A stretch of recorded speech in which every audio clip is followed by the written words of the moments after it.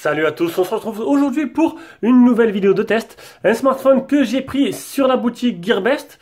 Je dis bien que j'ai pris. Voilà, donc c'est le Kenzinda. Le deuxième. Je sais pas si je ferai les autres. Donc non, c'est pas que c'est des mauvais smartphones. C'est que maintenant, on va dire que je trouve qu'ils sont un peu chers pour le prix quand même. Un peu cher pour le prix. Je vous mets quand même, pour les plus téméraires, un lien d'achat en dessous de la vidéo. C'est une tradition. Après, vous n'êtes pas obligé de passer par ces liens. Certaines personnes laissent par moments de mauvais commentaires, mais bon, c'est beaucoup de jaloux, on va dire. Donc, ce Kenzinda, donc c'est le deuxième que je fais, c'est le petit frère de l'autre, du S8. Il a le même défaut, mais il a des qualités supplémentaires, mais toujours le même design. Donc du coup, ce sera un test très rapide. Et voilà quoi, et ça fera une petite vidéo de plus. Et j'aurais au moins testé ces téléphones, je serais pas resté bête. Et voilà, donc je pense que d'ailleurs je suis peut-être le seul à faire ce genre de choses, à tester les téléphones inconnus, même des fois je prends des risques. Hein. J'ai eu des trucs, c'était vraiment des trucs assez... Pourquoi il y a des mouches tout le temps quand je fais une vidéo? C'est pas possible. Je suis enfermé dans ma chambre. Et voilà. Alors, allez, on commence par le prix des caractéristiques. Donc, téléphone qui coûte 92 €, donc c'est sûr que c'est cher. C'est cher. C'est cher. De toute façon, Gearbest, faut pas mentir que en ce moment, les prix, j'ai l'impression qu'ils se tirent la bourre avec Banggood parce qu'il y a certains téléphones, comme le Asus Zenfone 5, quand je l'ai demandé, il faisait 360 et quelques euros. Le jour où elle m'a fait le coupon, 20 € de plus, quoi. Ça m'a fait chier parce que bon, j'ai pas eu un gros coupon pour ça, mais ça m'a fait payer beaucoup plus cher, quoi. Donc oui, Gearbest est très cher comparé à certains à AliExpress, déjà, il n'y a pas photo. Donc il y a des fois des bons prix pendant les ventes flash ou quoi. Mais sinon, mis à part ça, en temps normal, mais en fait j'ai remarqué que par rapport à Banggood, ils se tiraient la bourre. Dès que Banggood monte le prix d'un tel, hop, ils s'alignent. Ils s'alignent tous. Il n'y a que Geekbuying qui fait à peu près des prix à peu près pas trop chers. Mais eux par contre, c'est des rapaces. Hein. Ils lâchent rien. Ils m'en demandent de plus en plus, mais on me donne de moins en moins. Au bout d'un moment, j'ai dit stop. Et réfléchissez. Je suis pas là non plus pour me prostituer. Je demande pas grand chose, mais un minimum vital quand même. Une histoire de faire des vidéos sans perdre de l'argent, c'est tout. C'est le minimum. Même si j'en gagne pas, au moins je puisse faire des vidéos. Allez, fini de raconter ma vie. Le Kenzinda S8, 92,17 €. Alors oui, je l'ai dit, trop cher pour moi. 5 pouces, 720p, quad-core 1,5 Go, Android 7, 2 Go de RAM, 16 Go de RAM, 5 et 8 l'appareil photo et à la 4G. Il n'y a pas la B28, il y a la B20. Voilà, il n'y a pas la B28, donc ceux-là qui sont chez Free seront un peu embêtés. Parce que la B28, il y a 1600 antennes chez Free. On ira d'ailleurs, je vous montrerai le petit tableau, comme à chaque fois. Donc il est multilangue, une batterie de 2500, et voilà. Et voilà, c'est tout ce que je voulais dire. Donc on va passer directement à la suite et au design. Le design de l'appareil, très simple, hein, un truc pas du tout optimisé, qui est sorti il y a un an. À l'arrière, on a du plastique, du beau plastique, comme sur les Samsung d'avant. Voilà, avec l'appareil photo ici qui ressort pas trop de l'écran. Donc ça c'est plutôt bien. On avait une coque fournière avec, vous l'avez vu dans le déballage. Le flash LED, les boutons power volume plus moins, le port jack et le tiroir SIM.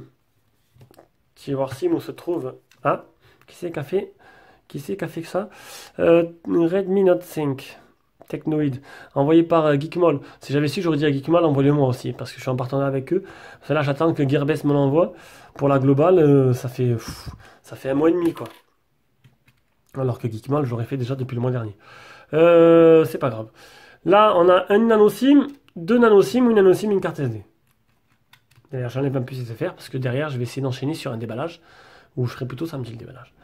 Qu'est-ce que je voulais dire? Donc, en dessous, on est un écran, on a un bouton physique qui est tactile en même temps, mais pas besoin de faire pression dessus. Vous posez, ça déverrouille le capteur d'empreinte. Ben regardez, hop, capteur d'empreinte, nickel. Nickel. Donc moi j'ai mis les boutons dedans. En ce moment j'utilise, regardez ce que j'utilise en ce moment. Hop. Attendez, je vais voir s'il n'y a pas trop de... Tac. Vous reconnaissez? Le Sharp-Aqua CS2. Je vais en faire une vidéo parce que je trouve qu'il y a une affaire en or en ce moment. Et je vous la ferai partager. Donc je vous mettrai un petit lien d'achat en même temps. Ça permettra peut-être d'avoir après un partenariat avec cette boutique. Ce téléphone, Sharp-Aqua CS2, est un prix imbattable. Je vous fais la vidéo très prochainement. Une petite vidéo très simple, hein, que vous aurez un matin comme d'hab. Alors, les boutons sont plus sur l'écran, ils sont en dessous. C'est beaucoup mieux parce que sur le V8, ils étaient au-dessus, on perdait un peu de la place. On pouvait les enlever, mais c'était pas très pratique hein, d'utiliser que ce bouton-là. Voilà, donc niveau design, mais je préfère ce modèle-là qui est déjà pris en main plus correct que l'autre était un peu gros. Donc bon, niveau optimisation, c'est pas trop ça, mais bon, design, léger, pas de souci. C'est sûr que j'ai pas fait le poids et la taille.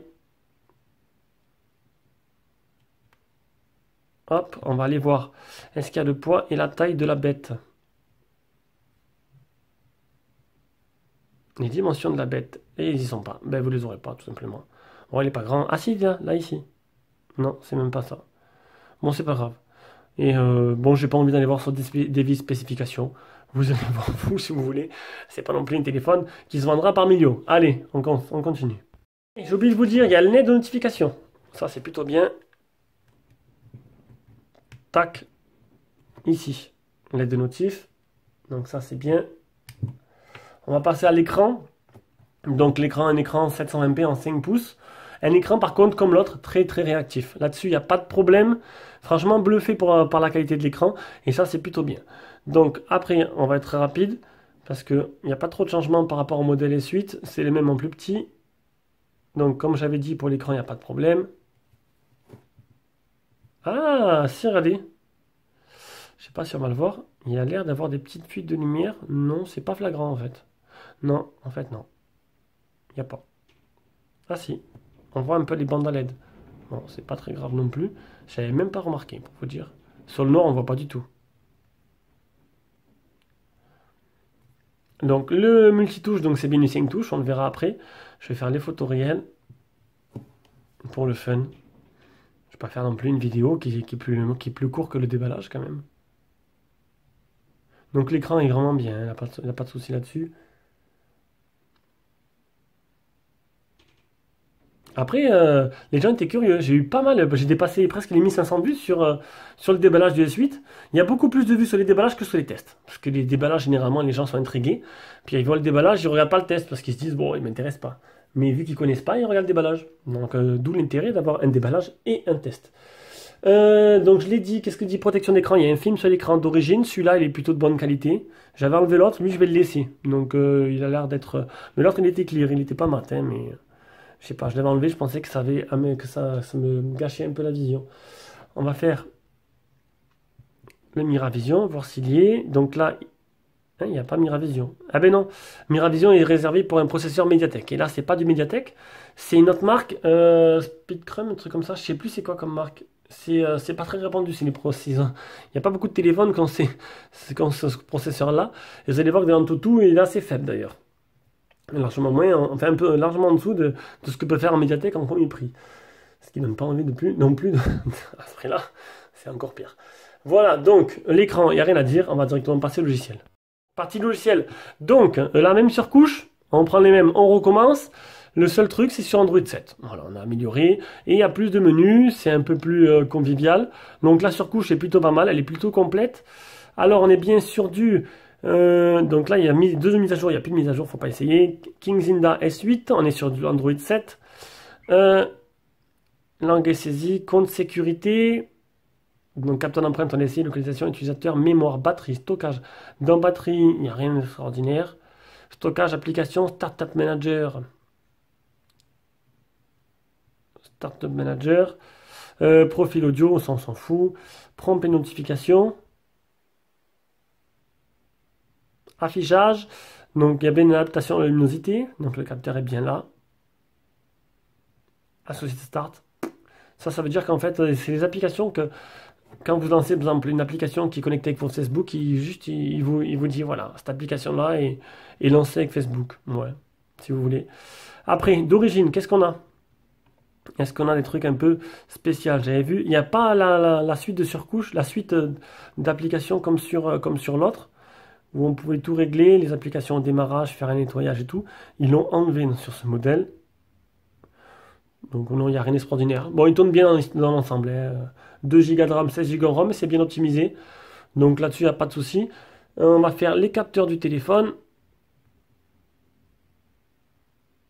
L'état des capteurs accéléromètre, champ magnétique, la boussole, le capteur lumière, capteur de proximité et le capteur d'empreinte. Capteur de proximité. Ah, la boussole, c'est bien, c'est très rare. Capteur hop, de proximité, il marche très bien. On va faire l'anti-malware, on va faire le OTG. Hop.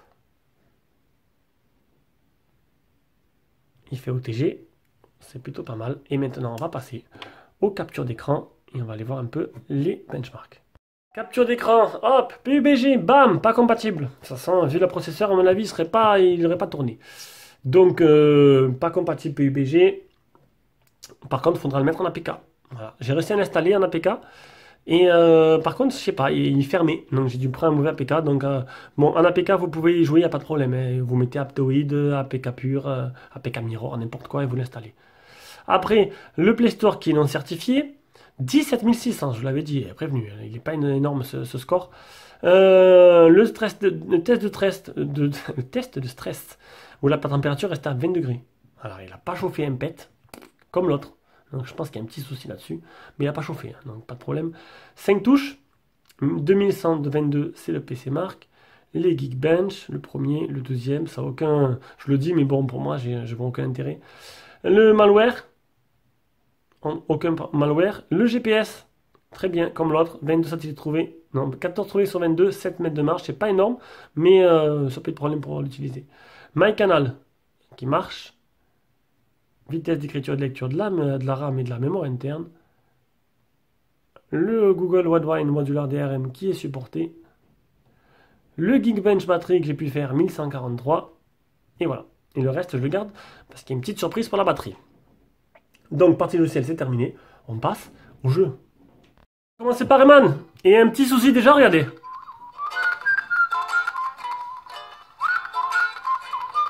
Le haut-parleur qui saute. Alors, c'est pas en musique, mais c'est avec Rayman. Donc, allez savoir ce qui se passe. Ben, je ne sais pas. Je ne saurais vous dire. Donc, c'est vrai que c'est un peu désagréable. Mais bon, j'ai essayé avec une musique, ça saute pas. Hein.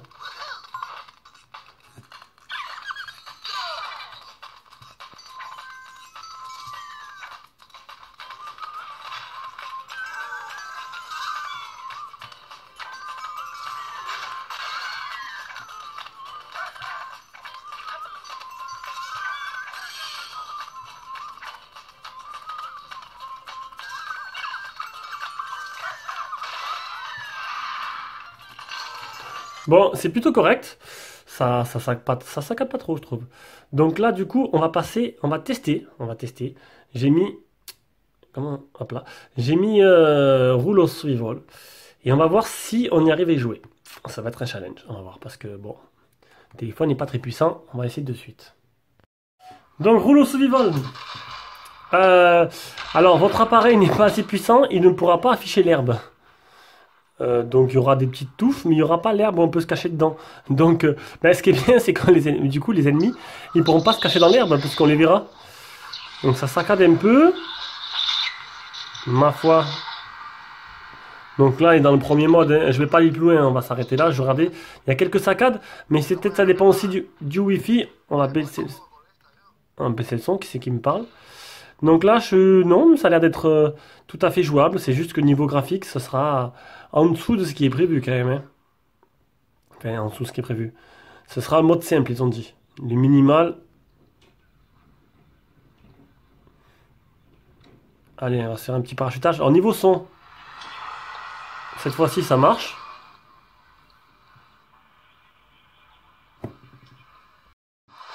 Donc, on va dire que ma Wi-Fi n'est pas optimum aussi. Donc je vous l'ai dit, hein, si vous voulez jouer à PUBG, il faudra mettre l'APK, la bonne. Moi, l'APK que j'ai testé, le jeu se fermait en fait. Il se fermait après le début du lancement du jeu. Du coup, je me suis dit, allez, je vais tester pour changer Rule of Survival. Ce sera moins compliqué, moins prise de tête. Le temps de trouver la bonne APK et tout. Voilà. Bon, c'est pas si moche que ça. Ça a l'air d'être assez fluide. J'aurais pensé que ça aurait ramé. Non, le jeu est plutôt joli. Voilà. Bon, il y a quelques ralentissements dû à mon Wi-Fi. Bon, le problème, c'est que je capte pas grand-chose. Allez voir le Wi-Fi, il est à 1 barre.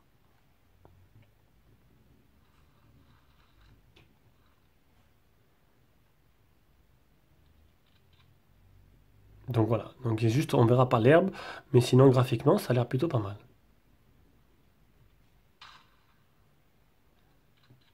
Donc pour les aficionados de ce jeu, eh bien, pour en jouer, allez, on passe à la suite. C'est l'appareil photo.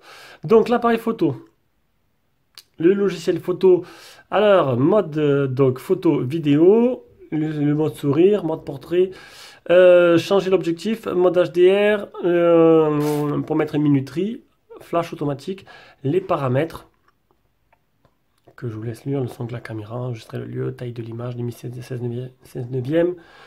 Et niveau photo, vous allez voir, je vais vous mettre de suite les photos que j'ai prises et la vidéo. C'est pas trop mal, il y en a qui s'en sort pas trop mal, je trouve. Franchement, comme l'autre, c'est un chouïa en dessous de l'autre, mais je trouve que c'est déjà bien. Franchement, c'est plutôt pas mal. Niveau photo, il se défend. Il se défend, par contre, de nuit, le flash, il est inutile. Il marche vraiment pas, comme l'autre, le même problème. Donc c'est tout. Allez, je vous mets les photos.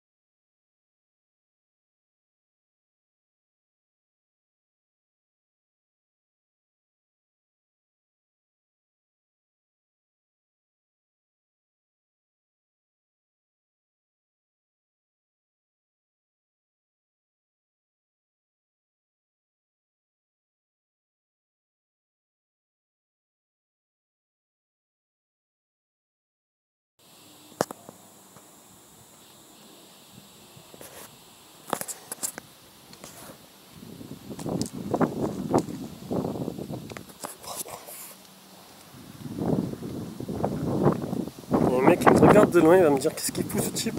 Ah, je suis mis dans sa rue. Allez, maintenant que vous avez vu les photos, on va directement passer à la partie audio. Donc vous avez vu les photos, comme vous avez dit, le flash marche pas du tout, c'est l'image noire qui est toute noire, on n'y voit vraiment rien du tout.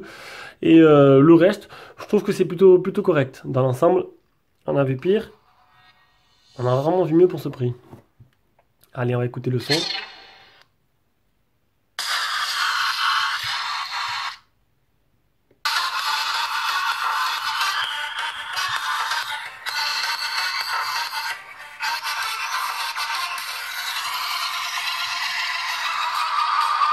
Hop, j'ai pas voulu te mettre de pouce en bas, j'ai pas fait exprès. Désolé. T'as pas de pouce et en plus je te mets un pouce en bas. Désolé mon pote. Donc bon, le son, voilà, pas extraordinaire. Hein. Le haut-parleur il est là, il fait son travail. C'est un peu criard, c'est pas non plus la folie. Donc on va passer à la qualité de communication. Et c'est comme l'autre, hein, c'est le point fort, le point faible du téléphone, c'est la qualité de communication. Sauf qu'à la différence de l'autre, bon, on vous entend. Voilà, ma femme a dit, je t'entends. Je t'entends peut-être dans un mouchoir par moment. Bon, elle a fri en ce moment, elle capte pas très bien. Mon père m'a pas dit de problème. On n'entend pas de loin, mais c'est pas non plus la folie, quoi. Et le problème, c'est que vu que c'est pas du Mediatek, j'ai pas pu augmenter le volume du son. Voilà. Et au niveau du haut-parleur, pareil, c'est pas extraordinaire. Faudra pas s'attendre à rester des heures au téléphone. On entend, mais c'est pas non plus la folie. Voilà. Donc, on va passer maintenant au réseau. Donc, la qualité du Wi-Fi, vous l'avez vu, c'était pas extra. Alors qu'on m'appelle à côté, le Sharp qui est en train de vibrer. Mais je n'ai pas une réponse maintenant, j'ai pas le temps. Donc, une barre, 2 barres sur 5, c'est pas extraordinaire. Hein, malgré que la vidéo s'est chargée vite, je sais pas si c'est un défaut logiciel ou peut-être que ça capte mieux. Pourtant, le téléphone est en plastique, ça devrait capter bien. Donc, niveau 3G, 4G, il n'est pas full 4G parce qu'il manque la B28. La B28 qui est important pour chez Free maintenant. D'ailleurs, je vais essayer de vous trouver le petit tableau. Tableau de chiffre Android. Alors, la 700, la B28, il y a 6 antennes chez Orange, G0 chez SFR, 56 chez Bouygues et 1697 chez Free. Comme quoi, la B28 est vraiment importante pour ceux qui ont Free. Par contre, la B20, il n'y a que 4 antennes chez Free. Donc, du coup, le téléphone comme le Sharp est très bien pour Free, un peu moins pour les autres. Ouais, voilà, donc on ne peut pas tout avoir. C'est bon. Donc, on continue. On passe à l'autonomie. Une batterie qui est donnée pour 2500 mAh. Et j'ai mesuré 2 fois, parce que j'y croyais pas trop. 2 fois, et 2 fois, j'ai eu le même score. 1754. 1800, on va dire. Alors, vous allez me dire, à 1800, c'est vraiment de la merde. En gros, ça tient pas, c'est pas possible. Enfin, voilà. Mais, eh bien, écoutez, comme quoi, on est surpris tous les jours, hein, vous allez voir. Alors, le test de batterie... Normalement, c'est là que ça commence. Premier jour, 60% en 12h43. c'est pas grand chose. 2 heures sur le téléphone, 18 minutes d'appel avec une courbe tout à fait normale. Je m'attendais à pire. Deuxième journée, 70% en 15h48 avec 1h50 sur le téléphone et 10 minutes d'appel. Et ben, je me suis dit, bon, c'est bizarre quand même, un téléphone avec soi-disant une batterie de 1800 mAh qui dure autant de temps, alors que je m'attendais qu'il dure maximum 9 à 10 heures. C'est plutôt bien. Et c'est là que l'optimisation est bien faite sur ce téléphone. Voilà, donc c'était le test du Kenzinda S8, donc le petit frère du V8, ou le V8, le petit frère du S8, c'est le S8, excusez-moi, c'est le S8 et non le V8. Donc vous avez un lien d'achat, si vous êtes kamikaze, que vous voulez le commander, on ne sait jamais. Sinon, ben, pour ça, je vous fais des bisous et puis on se verra pour une prochaine vidéo.